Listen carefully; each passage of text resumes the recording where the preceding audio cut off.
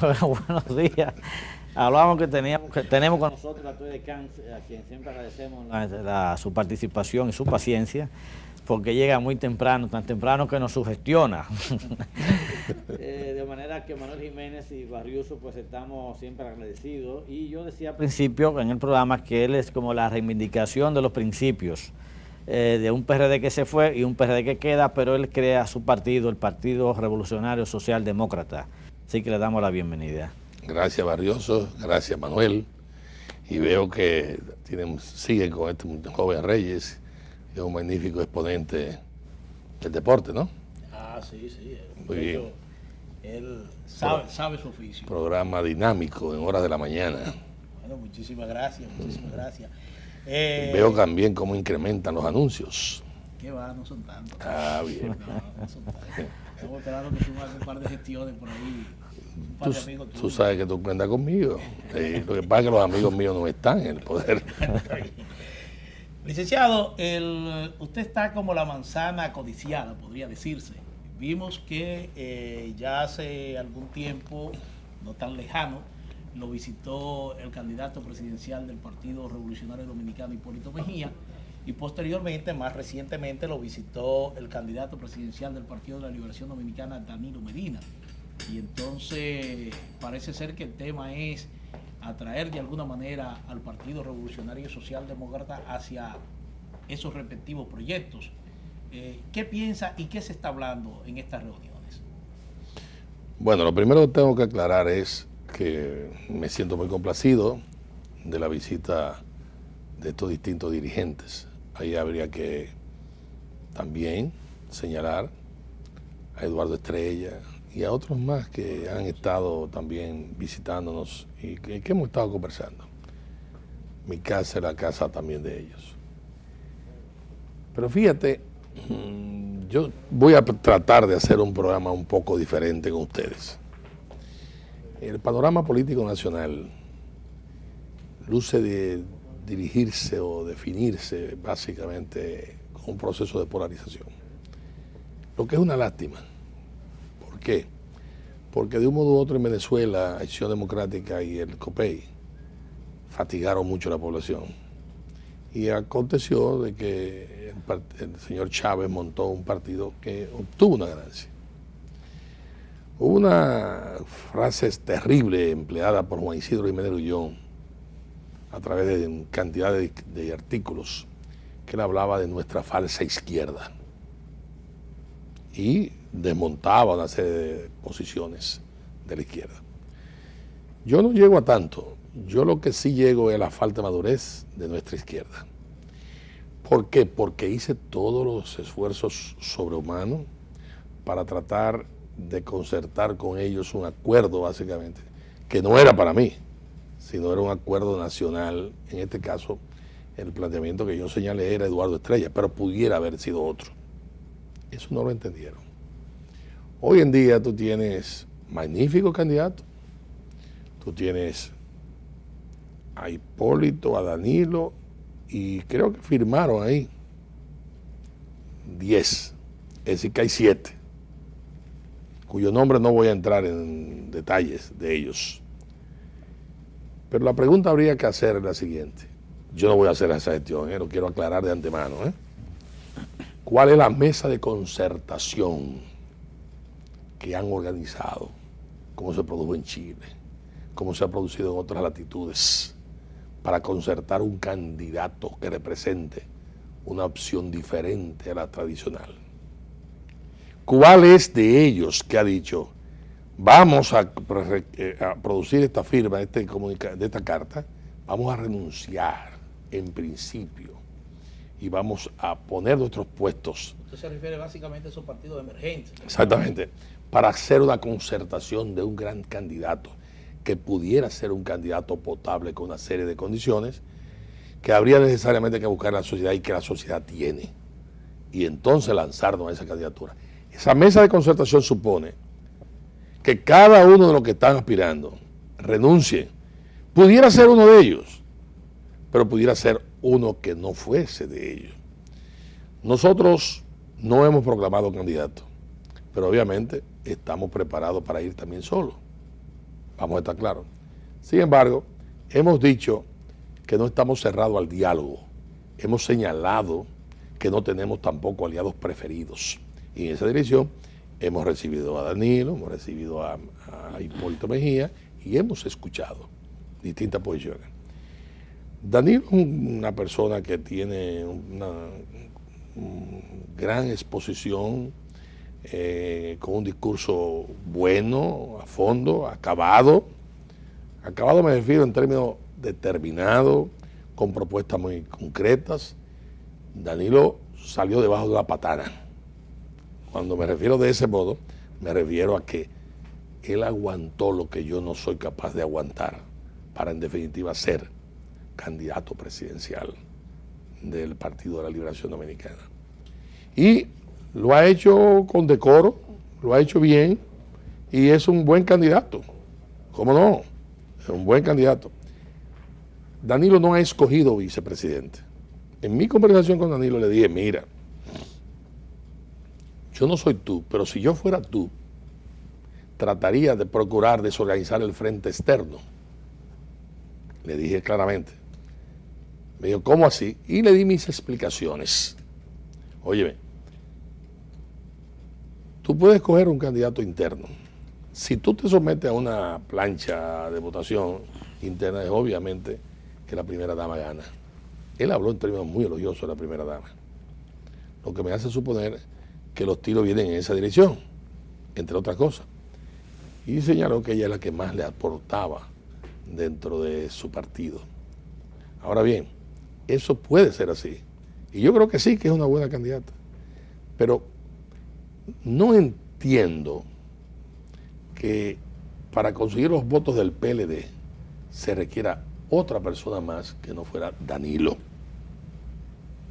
Es decir, Danilo aporta por su ortodoxia, con el respaldo de Leonel Fernández Reina, por supuesto que lo tiene, porque finalmente llegaron a un acuerdo, un acuerdo en donde te dejo tranquilo en la dirección del partido a 5 años y por supuesto te reconozco tu liderazgo y tú me apoyas en relación con mi candidatura. Pero va a aportar que en todo caso es un apoyo importante, es un apoyo del gobierno. Que en todo caso es un apoyo muy importante. Claro, muy importante. Claro, va a aportar todo lo que en definitiva se requiere en el partido. En el partido lo representa ya Danilo y ese acuerdo. Que yo entiendo que una candidatura en la propia dirección de ese partido lo que hace es presentar una imagen de más de lo mismo. No refresca, no produce el cambio. Y Danilo tiene a su vez el apoyo del gobierno, pero tiene también el peso del gobierno y la cola del gobierno. Y tienes en contra a Hipólito y tienes en contra a otros, pero bueno, a Hipólito Mejía, que anda en una determinada dirección, que no la tiene todas consigo. Y ahora me voy a dedicar también a analizar ese caso.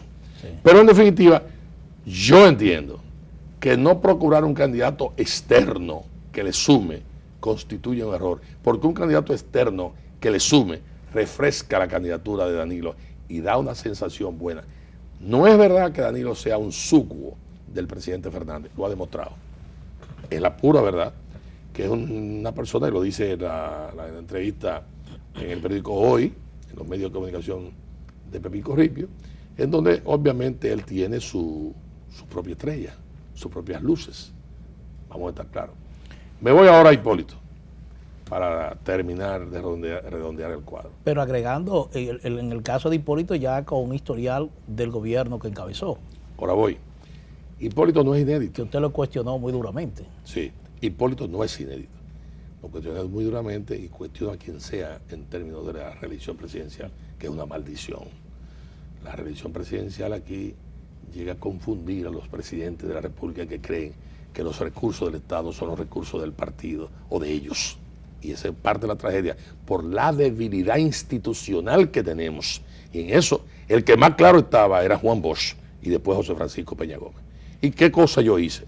Obviamente, la elección de Leonel Fernández Reina se debe a la modificación constitucional que hizo Hipólito. Entonces vamos a estar claros. Si Hipólito no hace esa modificación constitucional, Leonel no tiene ese tipo de Pero la oportunidad. situación que hay, ese evidente enfrentamiento entre Hipólito y Miguel Vargas. A eso voy. Cuando recibí a Hipólito, le dije, oye, mi Hipólito, tú puedes conseguir toda la gente de Miguel, pero tú tienes que conseguir a Miguel. ¿Por qué? Porque la candidatura que se hizo hacia Miguel interna le generó un determinado liderato. La elección de Hipólito, independientemente de la capacidad de trabajo de Hipólito, que tú no la puedes subestimar, que la tiene, en gran parte fue abonada por errores cometidos por Miguel. Ahora bien, se lo señalé, resuelve tu problema con Miguel, resuélvelo. Y tuve antes de ayer la visita de Hernández Salazar y del amigo Johnny Morales, que duraron en mi casa como 2 horas. Y hablamos de distintas cosas, por supuesto, en términos políticos, todas. Y le volví a ratificar, en definitiva, lo que estoy diciendo en estos momentos. ¿Qué acontece? Cosa que es medio natural. Los que se fajaron en la pre-campaña generan costra, rosca, intereses, y de un modo u otro ven como enemigo a todo aquel que ellos entiendan que puede tener más capacidad para desplazarlo en ese pequeño espacio. La suma de esos pequeños espacios hace el todo. Y por supuesto entonces presenta una actitud de sobreestima, de que ya tienen la victoria. Y están subestimando al gobierno, están subestimando al candidato Danilo y están subestimando al partido de gobierno, que yo sé de paso, sabe que las amenazas que tiene son muchas.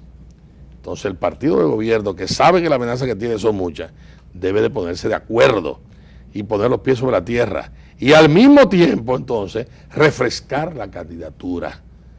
No presentar una candidatura de más de lo mismo.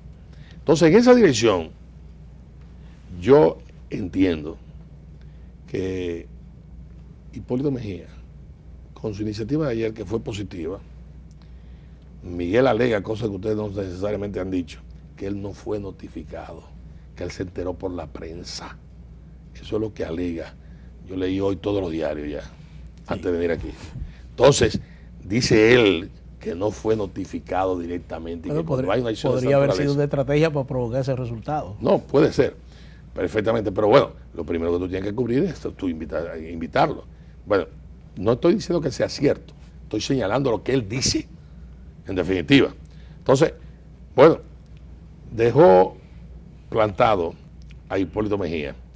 Pero eso lo que hace es, hasta cierto grado, exacerbar. Claro, las crisis llegan a un nivel que cuando llegan y tocan ciertos fondos, entonces cuando viene a solucionarse las cosas. Yo entiendo que Hipólito, por supuesto, no es inédito. Todo el país sabe de las bonanzas y no bonanzas de la presidencia de Hipólito Mejía. Licenciado. Y ustedes saben muy bien que yo fui, de cierto modo, un D'Artagnan en la defensa de los principios primigenios vulnerados en ese partido, que probablemente nuevas generaciones no exactamente saben eso. No, a nosotros no nos humillaron, a nosotros no nos expulsaron, nosotros renunciamos y formamos el Partido Revolucionario Socialdemócrata, y ese Partido Revolucionario Socialdemócrata ha dado ejemplos conductuales y algunos de lenguado que entienden que los partidos políticos se crean para hacer negocio. No necesariamente es así. Yo no creo que cuando van a trabajar en un medio de comunicación o en una empresa o lo que sea, hay para hacer negocio. No, hay también una vocación de servicio. Como creo que la vocación más noble de toda es la médica, pero también hay vagabundos médicos. Claro. Como hay también sacerdotes y pastores vagabundos, y como hay políticos vagabundos. Bueno, que la cosecha sea mayor en un predio o en otro. Así es. Crecen como la verdolaga. Pero lo que quiero señalar de modo muy claro es que nosotros no nos hemos planteado alianza con partidos determinados para preservar militancia, ni mucho menos. No. Nosotros hemos asumido posiciones muy claras. Y cuando asumimos la posición en contra de la reelección, terminamos yendo a la tumba de Peña Gómez a decirle misión cumplida, derrotada está la reelección presidencial. Por supuesto, yo dije que el hacha de guerra que había asumido en relación con Hipólito la deponía y como tal la enterraba, por supuesto con un hilito, sabiendo yo dónde está el hacha. Y en definitiva, entiendo que ese es el panorama ante la pregunta que ustedes me hicieron. Bueno, me gustaría saber, bueno, algunas personas he oído a Julito Asín decirlo, porque tenemos que darle derecho de autor, de que en estas elecciones lo que está en juego no es simplemente unas candidaturas, sino el destino mismo del Partido Revolucionario Dominicano. ¿Comparte esta teoría? Yo siento que sí, yo comparto lo personal, que lo que está en juego aquí el PRD es su propia existencia. Llevan 4 derrotas en línea. Una quinta derrota es mortal. Es mortal. Y lo dejo así, de ese tamaño. Hay otra cosa. Ayer, aquí se ha estado proponiendo siempre un debate entre los aspirantes a la presidencia de la República, cosas que nunca se faltó, producen. Manuel, porque yo te leo y te doy seguimiento, decir que ayer había un debate entre los candidatos del Partido Republicano. Magnífico debate. Sí. Yo tuve la oportunidad de verlo. Sí. Y la verdad es, como ustedes dijeron antes aquí, te estoy ahorrando la pregunta, que eso debía de producirse en este país. Es un debate donde tú expones tu punto de vista y el país oye. Por ejemplo, la candidata del Tea Party, entre otras cosas, parece ser que quedó sepultada, parece ser, en función de ese debate. Y aquí hay muchos que viven hablando cosas que no son, que sería una magnífica oportunidad para ese debate. Claro, la historia de los debates de la República Dominicana es que, y lo voy a decir aquí muy crudo, ¿no? Hay que saber debatir. No solamente debatir, y te lo está diciendo alguien que ha participado, en el debate y que ha derrotado a los competidores, ¿eh? Sí. Lo sabe Marino Vinicio Castillo Bicho. Todo el país lo recuerda. Exactamente. Bueno, entonces, en esa dirección, el debate es que muchas veces tú tienes que ver el peso. Porque un peso pluma, un peso completo, lo puede derrotar en un debate. Entonces, el peso completo probablemente no quiere exponerse. O el pretendido peso completo. Que es la tradición. Que es la tradición, entonces ahí viene la frustración de los debates, para decirte de modo muy claro. Un debate nacional en estos momentos sería muy importante. Sí, pero nos referimos fundamentalmente a que hay cierta demagogia en esto del 4%, porque los candidatos firman un acuerdo sin estar, al parecer, informados de la situación económica, no solamente de República Dominicana, sino de lo que se está planteando a nivel mundial. Y con, por ejemplo, vaticinio o perspectiva de que, por ejemplo, el servicio de la deuda de República Dominicana va a ser mucho mayor en el 2012, los compromisos serán mucho mayores, pero todo eso en un contexto donde incluso podrían afectarse hasta las recaudaciones fiscales. Manuel Jiménez y Barroso. Óyeme, Manuel, tú fuiste muy amigo de Balaguer. Sí. Y a mí me consta. ¿Y usted también? Sí. A mí me consta porque a través tuyo Balaguer me mandó un par de recados, los que yo hubo de contestar a través tuyo. Sí. ¿Fue así o no fue así? Sí, es cierto. Así es históricamente. ¿Cuáles fueron esos recados? En su momento hablaremos de ese tema. Tú estás viendo el debate que hay en Europa. Yo acabo de venir de Europa. El debate de Europa está en el planteamiento, especialmente de España y en Italia, de que se consigne en la Constitución de la República el monto de hasta dónde se puede llegar en términos de deuda, un tope. Sí. Es una lástima que en la República... Bueno, en Estados Unidos hubo un problema fundamentalmente sí, por eso. Ahí no se está planteando eso. La deuda mundial más alta es la japonesa, la segunda más alta es la norteamericana. Y obviamente tú tienes acreedores o tienes aportadores en su financiamiento, como es China, que tiene muchos billones aportados ahí en bonos del Tesoro norteamericano. Pero bueno, en estos momentos se han unido Rajoy y Zapatero para hacer consignar una modificación express, le llaman, es decir, rápida, sí, en la Constitución de la República española, planteando un tope de la deuda, que es una especie de inmunizarse, de vacunarse ante ese tema. Yo recuerdo las intervenciones del presidente Fernández en relación con la deuda de Hipólito Mejía. Bueno, ahora el discurso le corresponderá a Hipólito o a cualquiera que no sea en función de la deuda que tiene el presidente Fernández y del país. Presidente Fernández, habrá que valorarlo en su momento. Yo creo que todavía es prematuro, tiene cosas positivas. Por ejemplo, yo no me suscribo como el hecho de que el presidente Fernández es un torquemada de la libertad de expresión. No, yo no suscribo eso. Creo que el presidente Fernández ha sido bastante respetuoso de ese tipo de situaciones. Pero el presidente Fernández negar que hemos subido el monto de la deuda terriblemente es una gran verdad. Pero si a eso tú le dices también que el presidente Fernández se le metió en la cabeza, en la mamerria, se le metió a hacer un Nueva York chiquito con el tema del metro, entonces tú tienes que entender que el presidente Fernández ha invertido en el metro una cantidad de recursos tremendo. Ahora, ¿qué ha acontecido? Que nos descuidamos de educación, nos descuidamos de salud y se nos metió el tema del cólera.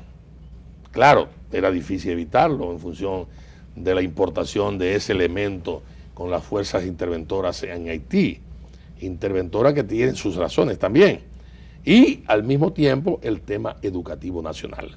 El tema educativo nacional se ha sobredimensionado. Fíjate cómo hay contradicciones. 1.000 millones gastan para hacer un parqueo de la universidad, pero están dando clases debajo de un árbol. Bueno, y explícame esto. Bueno, entonces tendremos que modificar el bendito parqueo y convertirlo en aula, de cierto modo, y para estacionar en la calle, que tampoco es lo correcto. Entonces, la educación es la mejor de todas las inversiones. Si a mí me preguntaran hoy cuál es la acción que más me choca, de modo ennoblecedor, satisfecho me siento, es cuando yo veo de los campos dominicanos, por lo más miserable que sean, son los niños que van a la escuela. Y el campesino, el dominicano sabe que tiene que invertir en esa dirección. Nos están haciendo señas, pero ¿sería posible ese 4%? ¿Están haciendo señas para qué? Ya, para cortar. Ese 4% con la actual estructura fiscal, sí, que el gobierno dice que apenas recibe un 13%. Pero por supuesto que sí, vamos. Pero si ha sido Sacrificando posible otras un inversiones. 15% para lo otro, por Dios. Si ahora estamos cogiendo préstamos, vamos a hacer la inversión en educación para evitar inversión en guerra y en delincuencia, por Dios. Bueno, muchas gracias, don Tecán Jiménez. Lamentablemente no hicieron la seña. Siempre se quedan cosas en el tintero y yo presumo que habrá otros momentos para continuar con Tecán. Recibieron tarde, Cristiano. Eso es verdad, lo que hay que bajar las horas de los comentarios. Hemos sido privilegiados contigo. Te dimos media hora, regularmente son 20 minutos. 20 minutos la entrevista. Deben sentirse ustedes por este programa que producimos nosotros. No, estoy diciendo el tiempo, el tiempo. Bueno. El tiempo. Siempre nos sentimos privilegiados con tu presencia. Estamos hablando yo también del tiempo que te consume. Pero una cosa es las 7:15 y otra cosa es después de media hora. Bueno, muchas gracias. Será mañana cuando estaremos nuevamente con ustedes en esta propuesta matinal. Ángel Barrios y Manuel Jiménez, desde las 7 de la mañana AM y no más de ahí. Buenos días.